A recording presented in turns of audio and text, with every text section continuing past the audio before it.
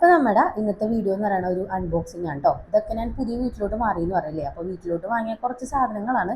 അപ്പോൾ കുറച്ച് യൂസ്ഫുള്ളാണ്, budget friendly ആണ് കേട്ടോ. അപ്പോൾ അതുകൊണ്ടാണ് നിങ്ങളെ ഇവിടെ കാണിക്കാമെന്ന് വിചാരിച്ചത്.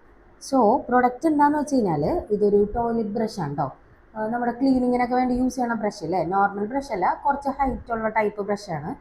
ഇത് ആക്ച്വലി എൻ്റെ സെക്കൻഡ് പർച്ചേസ് ആണ്. ഞാനിത് ഓൾറെഡി വീട്ടിലോട്ട് വാങ്ങിയിട്ടുണ്ടായിരുന്നു. അപ്പോൾ പുതിയ വീട്ടിലോട്ട് വന്നപ്പോൾ ഇവിടത്തേക്ക് എന്തായാലും ആവശ്യമുണ്ട്, അപ്പോൾ അങ്ങനെ വാങ്ങിക്കാമെന്ന് വിചാരിച്ചായിരുന്നു.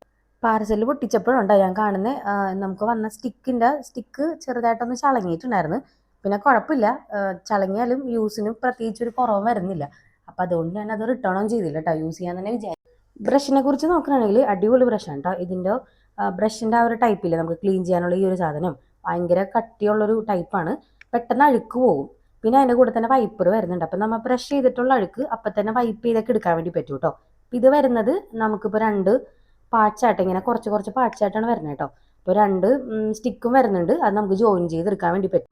അത്ര ബുദ്ധിമുട്ടുള്ള കാര്യമൊന്നുമല്ല കേട്ടോ. സിമ്പിളായിട്ട് ജസ്റ്റ് ഒന്ന് ഇങ്ങനെ നമുക്കിങ്ങനെ കറക്കി കൊടുത്തതിനാൽ അത് ജോയിൻ്റ് ആയിക്കോളും.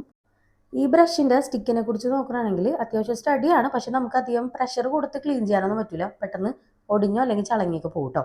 പിന്നെ ഇതിൻ്റെ ബ്രഷിൽ ഇതിങ്ങനെ അത്യാവശ്യം നല്ലോണം അത് റൊട്ടേറ്റ് ആവുന്നുണ്ട്.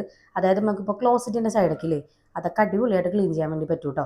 സാധാരണ ബ്രഷിലൊന്നും നമുക്ക് ഇങ്ങനെ ചെയ്യാൻ പറ്റില്ല, നമ്മൾ തന്നെ ചരിച്ചിട്ടൊക്കെ വേണ്ടി വരും ചെയ്യാൻ വേണ്ടിയിട്ട്.